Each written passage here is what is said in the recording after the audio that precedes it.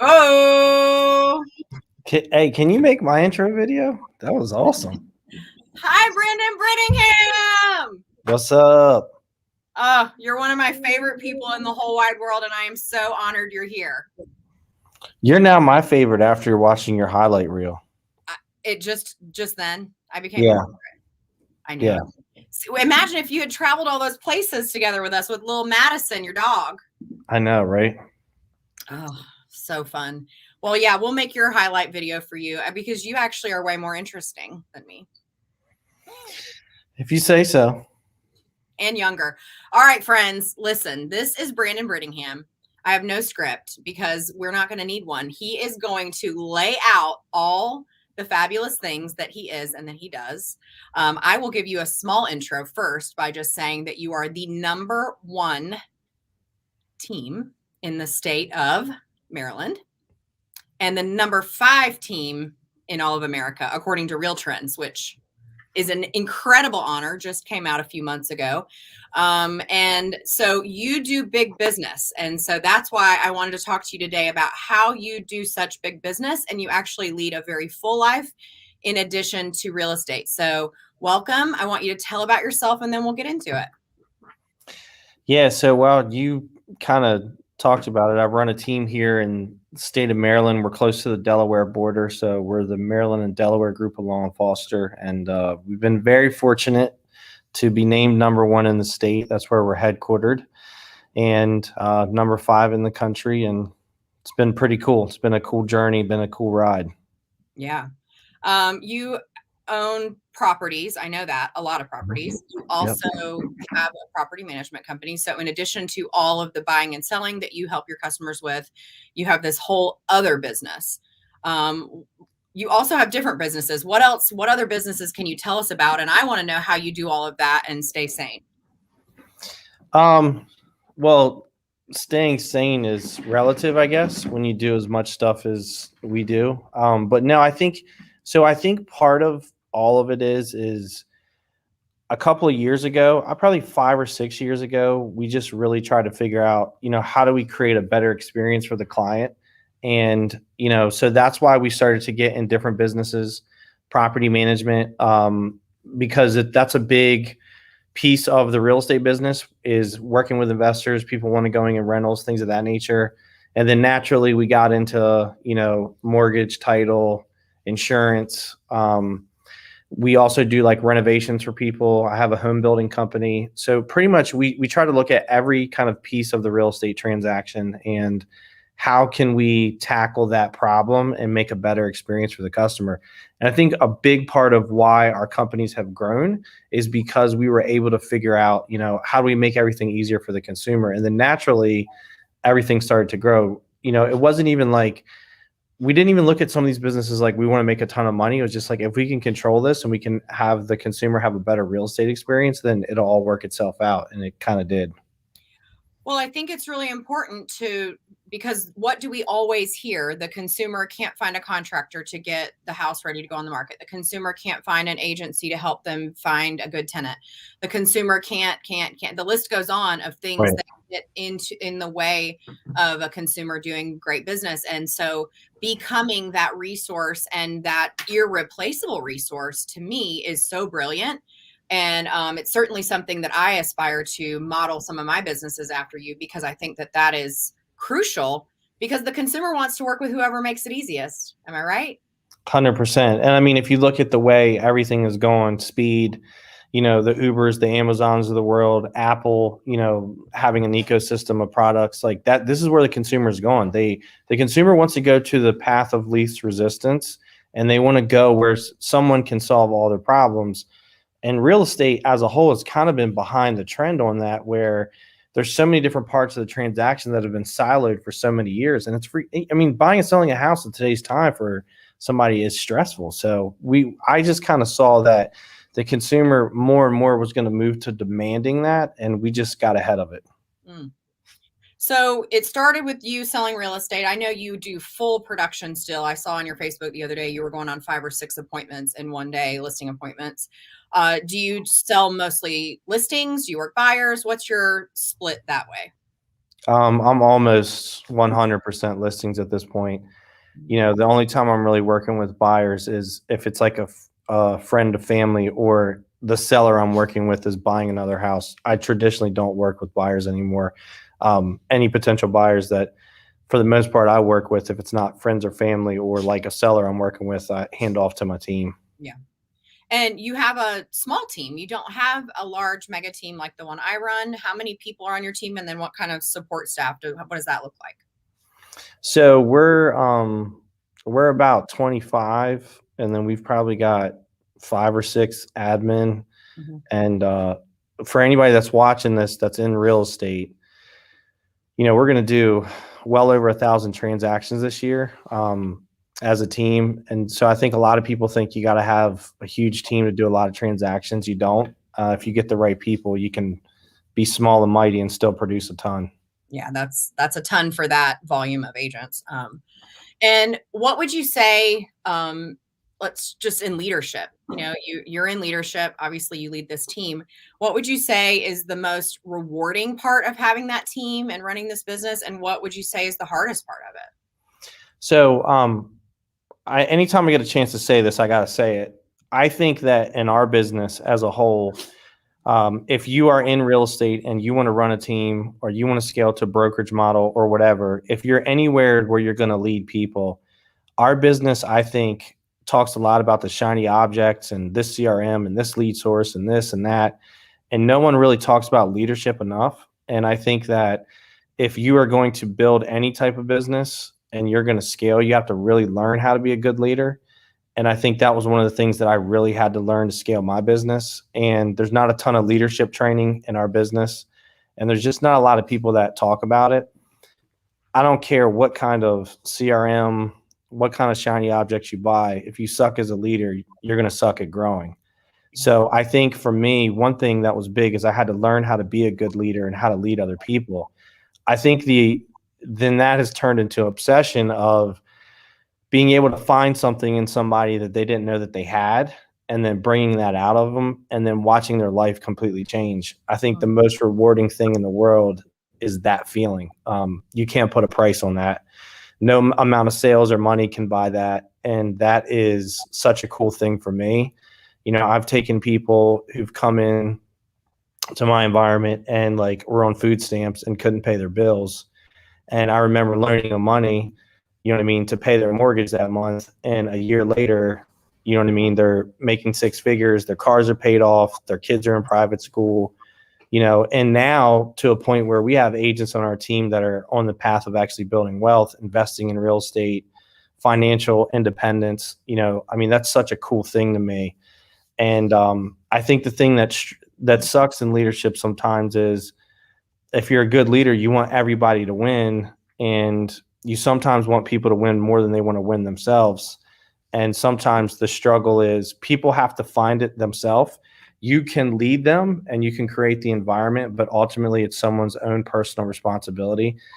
And I think that's the struggle for me sometimes is I want somebody to win so bad, but it takes them longer to get there than I want them to get there, if that makes sense. Oh, this is gold, what you just said. I completely agree with all of that. It's not only can leadership be lonely because of that, and that's how people like you and I that don't live anywhere near each other become friends.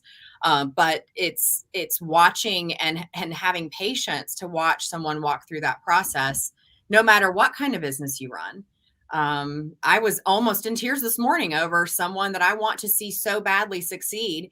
And I am so vested in it, just like you are. And because you don't run a team or run a business just because you want to make a lot of money. That honestly is the counter opposite of what getting into leadership and running a business has to be. You can't even think about that. That's the byproduct of great business. But to me, it's focusing constantly on becoming a better version of yourself so that you attract that right type of person into your world. 100%. Yeah. Dan Constantino says wanting someone to succeed more than they do is a huge issue. Yeah. Yeah. Yeah. That's, I think that's part of leadership and the growth in leadership that can come when you really say to yourself, what part did I play in this scenario, this whatever situation it is? and either making it right or saying, yeah, that I was solid in that, and that was the right thing to do. The continual growth journey in leadership. Yeah, and again, I think the biggest thing with that is that, you're not like, leadership is not a skill you're really taught, right? You're not taught it in school, you're not taught it in college. Again, in our industry, there's not a ton of information out there that is on leadership. And leadership is all about interaction with other human beings and getting the best, out of them, and understanding empathy and understanding everybody is different. And I think that was probably one of the hardest things in my journey, was just coming to the conclusion that just because I work as hard as I do and I have so much passion for my business, that not everybody's going to see it the same, and not everybody's motivated by the same thing. So getting emotionally, underneath it with people to see what it is that they are motivated by and what it is that they do want out of life, and then start pressing on that button, help them get there, I think was one of the things that I had to learn really, really well, becoming a good leader, and learning patience and learning empathy. And you can't lead by walking in the room and headbutting people, which used to be a strategy I had. Didn't always work out.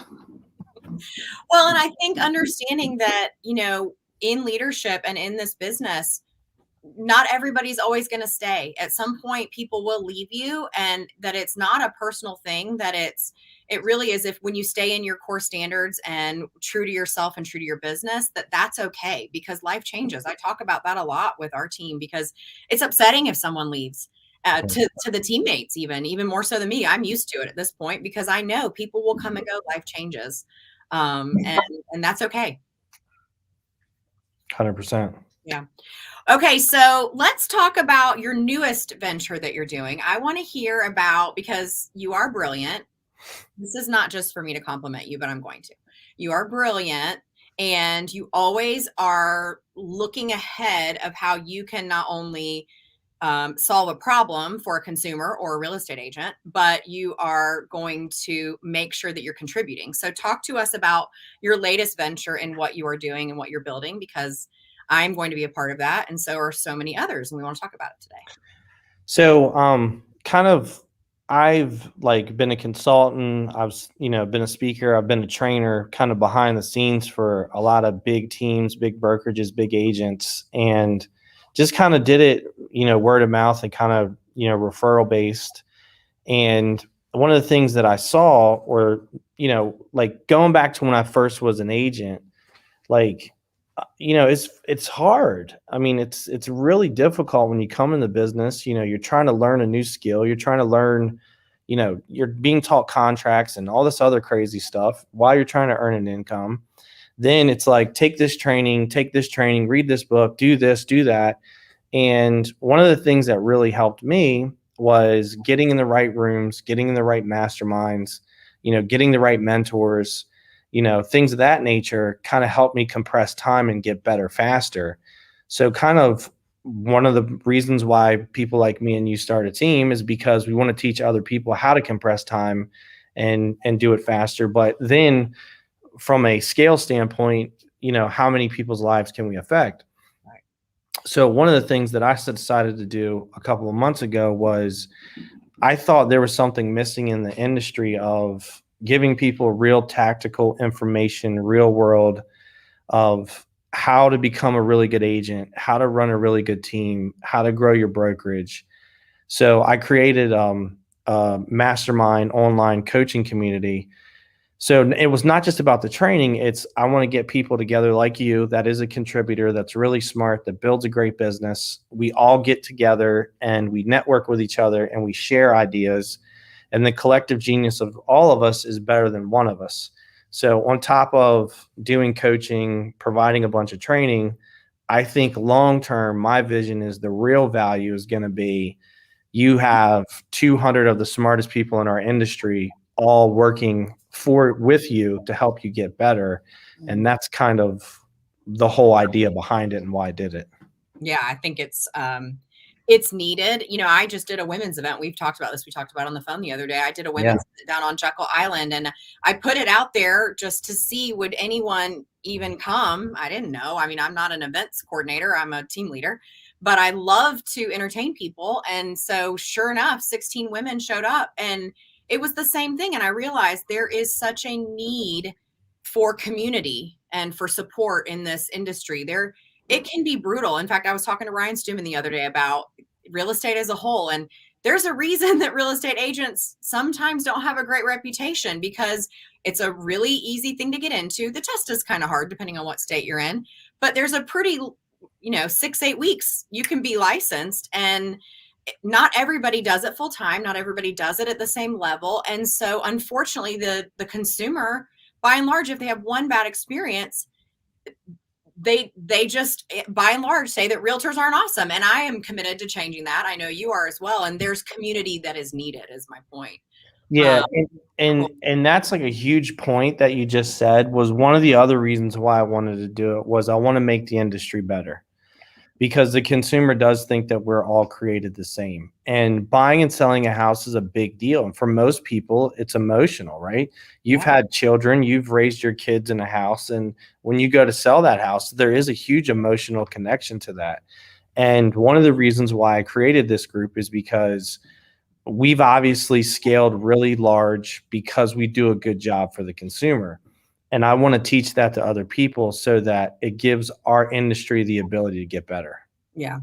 And it's possible. I think anything's possible. It starts with one person. It doesn't take a ton of people doing this. It starts with one, and you build a 200-person network, and all of a sudden, all these people in different places are people are saying, "Wow, I had such a great experience." That's something that's super important to me too, is that our consumer has a great experience.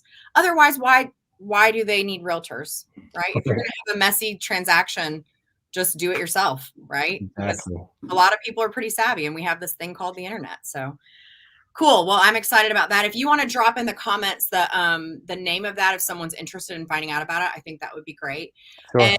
I want to hear about the other side of Brandon. I know it's all encompassing, but you have interests that I think are cool. You wear fancy shoes that I think are cool.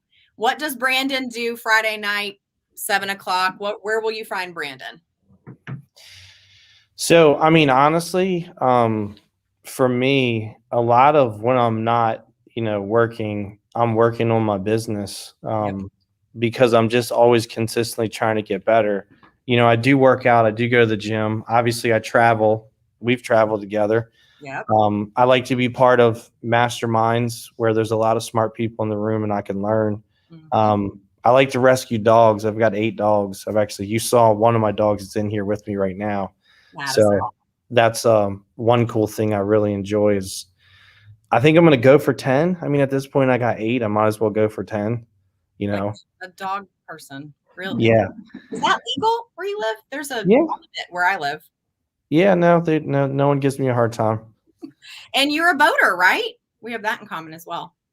Yeah. Yeah. I mean, I bought a boat about 2 years ago, and everybody said that the day you buy a boat, you're going to either want to get rid of it or get a bigger one. So I just got a bigger one.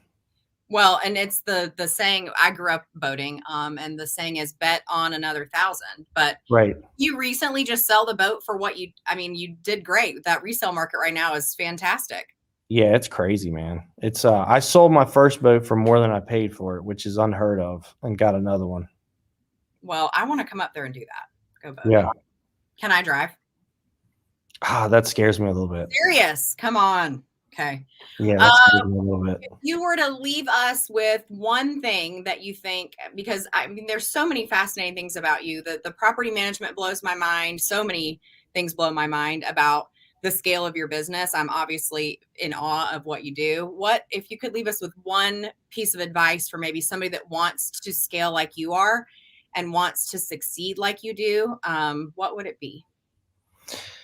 So here's the thing, right? I think that everyone puts limitations on themselves, and we have a false limitation based on what? It's whatever story that you told yourself, right? So let's take the example you just named, the boat. So I never owned a boat before, right? And it was like, well, how are you gonna figure out how to drive a boat and all this stuff, and all this fear goes through your mind, and it's like, how difficult can it be to drive a boat or figure it out, right?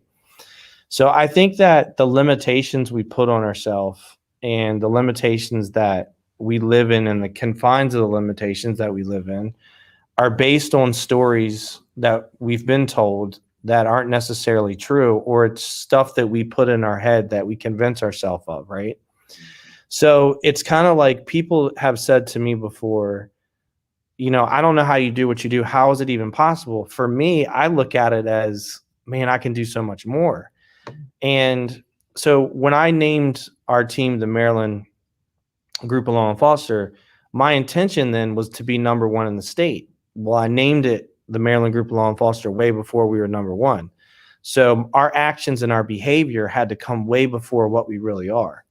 And I think that the struggle that a lot of people have is that they put this limitation on themselves based on whatever fear or story or whatever they've told themselves, which is not really even true. It's not reality. And I think that that's the world that a lot of people live in. And, I just don't think people should live that way. Don't put a limitation on yourself. Don't have fear of, stuff that doesn't even exist or you've never even experienced it. We were just in Cabo a month ago, and Sean Whalen told this story that really stuck with me. And he said, for years, I was scared to death of snakes. And then I got a pet snake and I absolutely love it. And he's like, when I started thinking about buying a snake and I said, why am I scared of snakes? And the snakes never bit me, never attacked me, never anything. But that's what we've been convinced. Everybody said you should be scared of a snake. Now, obviously, if you're in a jungle and you see a poisonous snake, you probably shouldn't pick it up and pet it. But in the context of what he was saying was, what is the limitation we put on ourselves? It's like I was just in Cabo a month and a half ago and we flew on a G450. 5 years ago, if you would have ever said you're going to fly on a G450, I may not have believed you. But at the same time, I just try not to live within a limitation. Instead of like asking why, I live by the parameter of why not. I look at everything from a standpoint of why not? Why can't we own a G450? Why can't we be number one in the world? Why can't we scale 17 businesses all at the same time? The only reason why we say why is because the fear that other people have put in your head, or the fear that someone else that is not what you are has told you can't do. Yep. And that doesn't make any sense to me. And when I started living by that principle, which is a mindset of abundance principle, everything changed. So what I try to do every day is feed that same seed to the people that work around me. Yeah. So when the people around you are saying you can't do that, or that's not possible, or that limited belief, what's your best strategy to handle that? Are those people out of your life? Do you redirect them? What do you do? So the best motivation you can ever give me is to tell me I can't do it. I mean, honestly, that's the best motivation. I'm super, super competitive, like super competitive. Like if I lose in fantasy football, I won't talk to you the next day. I like to find ways to have motivations to be competitive because I'm so competitive. So when people tell me that I can't do something, I'm channeling my energy into doing what they tell me I can't do. So, a few years ago, when we started to look into the property management business, a lot of people told me that was a bad idea and I would never be able to scale it the way that I wanted to, and blah, blah, blah, blah, blah. And the company that I work for, Law and Foster, the brokerage, we became the largest profit center in the entire company, which is in 9 states. And we were able to do that in like 16 months. And if I would have listened to everybody else, it was going to be a failure. So anytime somebody tells me I can't do it, hopefully you don't compete against me. So I guess who's going to own the G450 first? You or me? We just buy it together. Good answer. Somebody told me the other day I can't have a jet, and I thought, woo, that was the mistake. That's going to happen. Right. Well, I'm going to make it a business, right? You can own a jet and make it a business. You're not just for me to use. We're gonna have a business out of it. Hey, shout out to Jeff Ducharme. He spent 45 minutes one day and told me how you can own his jet as a business. So that's in the back of my head still. Hey, I'm going to spend a couple of days with Jeff out in Vegas. He had some tickets to Gwen Stefani, And I took him up on it. So my integrator, his wife, myself, and my husband were all going to Vegas because to me, like the proximity to somebody like you, Brandon, or Jeff, or all these other friends that we have in some of our groups, what price tag can you put on someone's time that has done the things you want to do and can teach you how to do that? And, you know, if you're friends with them too, it makes it all the better because you get to have a lot of fun and learn. I mean, I'm such a learning based person. I think it's the educator in me, but I'm always looking to learn more. And that's why I always want to level up and go. Level up's kind of a, I don't know, silly. Maybe you'd make fun. Are you going to make fun of me after this for that? Saying level up? You're so much younger than Brandon. No, you can Am I get showing away my with it age still. right now? What's that? Am I showing my age right now? No, you can still get away with that. I can still say level up. Yeah. Maybe not hustle. Maybe that's done. I don't know. Yeah. But it's so important to always be learning based and to always be, that's why, you know, joining your mastermind, being in other groups and being in rooms where people do so much more than you. I just will never stop doing that. And I know you feel the same exact way. And now you're getting to lead that. And that is super cool. Yeah. And so let me make a point on that, because this is one of the frustrating things I have with our industry too, is people don't want to spend money and invest in themselves to get better. And that's one thing that just is just absolutely crazy to me. I just can't wrap my head around it sometimes. It's like, you know, at certain points in my career, I would have spent whatever money I could have spent to get in some of the rooms that it took me a long time to get into. And it didn't matter what the number was. I just wanted to get there. And I just think that in our industry, sometimes we look at the shiny objects and we forget that the best investment is in ourselves. If we're not right internally and we're not consistently growing and getting better, it doesn't matter what we have. It doesn't matter what CRM we have. It doesn't matter what lead system we have. And I think in our industry sometimes, you know, they look at it the wrong way. Like, well, if I spend $300 for this training, what am I going to get in return? It's like, if you get one small thing that you can implement in your business, man, that return could be 6 figures and you spent $300. But if you have that mindset already of what am I getting out of this $300, you already lost. You know, I hope my teammates are watching this because I always say that to them. I always say, spend the money. If you get one takeaway from any event you go to, whether the event costs $500 or $5,000, one takeaway could be the difference in your business pivoting, changing, some improvement you could make that you would have never known about otherwise. And I will tell you single-handedly, every major leap that we've made, it was from being in a room where somebody said something where I was like, oh my God, that if we do that, it's over. And just consistently getting around people that are doing those kinds of things and just taking pieces of all of that and like, oh man, you know, and not like, you don't have to take 19, but if you take 3 or 1 and implement that, just how much of a game changer that can be. And I think that that is so overlooked in a lot, not just our industry, in a lot of industries, but investing in yourself is the best investment you can make. And just getting one small thing can just completely pivot your business. Mm-hmm. But if you have the wrong mindset, it'll never penetrate. Well, even just meeting one person, you know, 100%. If you make an investment and you meet just one person that changes the course of your, I mean, I always say this, like 6 years ago, I was living in my parents' basement, not licensed with a real estate license, pregnant with our little girl. And I guess it's 6.5 years now. So, and I would have never dreamed the life I'm leading today. And that was just a few small encounters that I had in my life that actually, it just completely changed my life. So I think making that investment in yourself is huge. 100%. Well, gosh, this is a treat. You are so fabulous. I'm nowhere near as cool as you. I just tried. That's not true. You saw me pause. I was waiting. No, if anybody wants to get in touch with you, Brandon, or they want to potentially join your coaching program, anything you're doing, or even buy and sell real estate with you, what is the best way for people to get in touch with you? Facebook. Just find me on Facebook, because then you'll find all my training. You'll find our sales. You'll find everything. You know, we leverage social media heavy, so we're spamming the hell out of everything every day. Oh, I love it. Okay, well, if you want to get more info from Brandon, you will find him on Facebook and all other platforms, I am certain. Oh, are you a TikToker yet, Brandon? No, I'm not the TikToker. Do you participate in TikTok? No. Man, maybe that should be our next move. TikTok is all it's where it's at. If you show me, I'll do it. I mean, you just got to show me. Okay, I'll show you. All right. You know where to find Brandon. If you need me, michellehumes.com is the place to go. And once again, for Michelle Humes Live, this is such a pleasure. We've had to reschedule this 3 times, and I am so glad on this Friday afternoon that we made it happen.